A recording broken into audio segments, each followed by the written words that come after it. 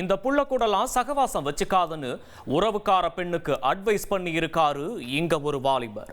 இதனால கடுப்பான இளம்பெண் பண்ண ரிவெஞ்ச் அட்டாக் என்ன தெரியுமா? அது ஒரு படுபயங்கர கொலை.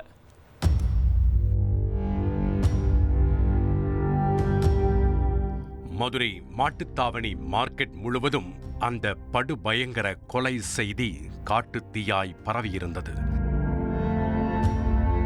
சம்பவ இடத்திலிருந்த இரத்தக்கரையை அதிர்ச்சியோடு பார்வையிட்டு சென்ற வாடிக்கையாளர்கள் அங்கிருந்த வியாபாரிகளிடம் என்ன நடந்தது என சப்தமில்லாமல் விசாரித்துக் கொண்டிருந்தனர். கொலை செய்தவர்கள் மதுரையில் ஆதிக்கம் செலுத்திய கிளாமர் காளியின் ஆட்களோ அல்லது வெள்ளை காளியின் ஆட்களோ கிடையாது. சிவப்பிரியா என்கிற 18 வயது இளம்பெண்ணின் தலைமையில் 5 இளைஞர்கள் கூட்டு சேர்ந்து இந்த படு பயங்கரத்தை செய்துள்ளனர். அதில் 3 பேர் இன்னும் 18 வயதை கூட பூர்த்தி செய்யாத சிறார்கள். சிவப்பிரியா கொலை பிரியாவாக மாறியதன் பின்னணியை அறிய செய்தியாளர் ஜான் கிறிஸ்டோபரை விசாரணையில் களமிறக்கினோம். கொலை செய்யப்பட்டவர் மதுரை மாவட்டம் செல்லூர் பகுதியைச் சேர்ந்த தங்கப்பாண்டி. இவருக்கும் அதே பகுதியைச் சேர்ந்த பிரதாப் என்பவருக்கும் கடந்த 3 ஆண்டுகளாகவே முன்விரோதம் இருந்துள்ளது. தங்கப்பாண்டி அவருடைய கூட்டாளியான காட்டுப்பூச்சி ஆனந்த் என்பவரோடு சேர்ந்து பிரதாப்பை வம்பிழுப்பதையே வாடிக்கையாக வைத்திருந்துள்ளார். சென்ற 2023ஆம் ஆண்டு நடந்த ஊர் திருவிழாவின் போது காட்டுப்பூச்சியும் தங்கப்பாண்டியும் சேர்ந்து பிரதாப்பின் இருசக்கர வாகனத்தை தீ வைத்து கொளுத்தி உள்ளனர்.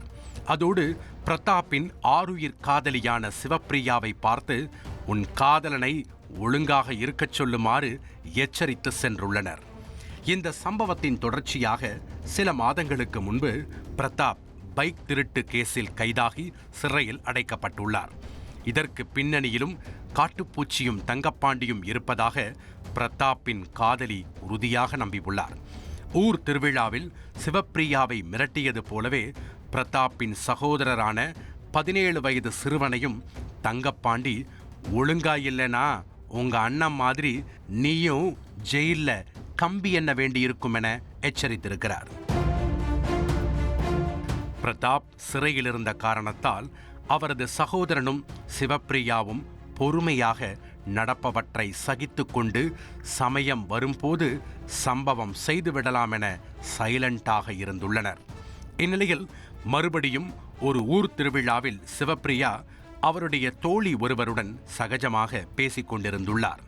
அப்போது அங்கு குடைச்சல் கொடுப்பதற்காகவே ஆஜரான தங்கப்பாண்டியும் காட்டுப்பூச்சியும் சிவப்பிரியாவின் தோழியிடம் இந்த பொண்ணு கூடலாம் ஏன் சவகாசம் வச்சிருக்க என கண்டித்து சிவப்பிரியாவை ஊரறிய அவமானப்படுத்தி உள்ளனர்.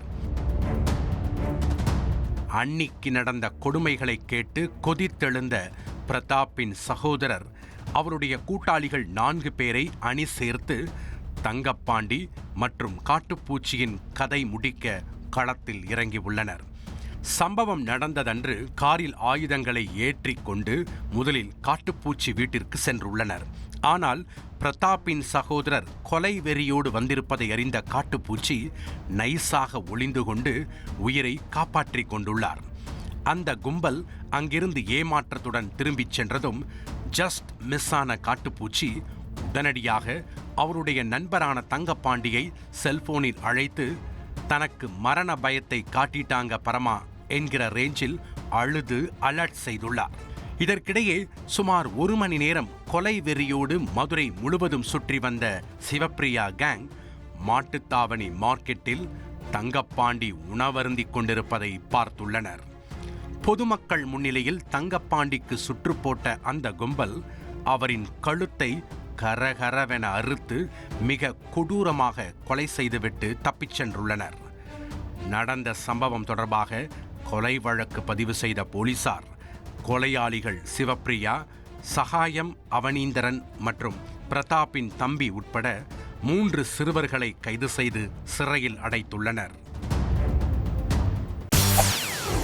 செய்திகளை உடனுக்குடன் தெரிந்து கொள்ள உடனே சப்ஸ்கிரைப் பண்ணுங்க.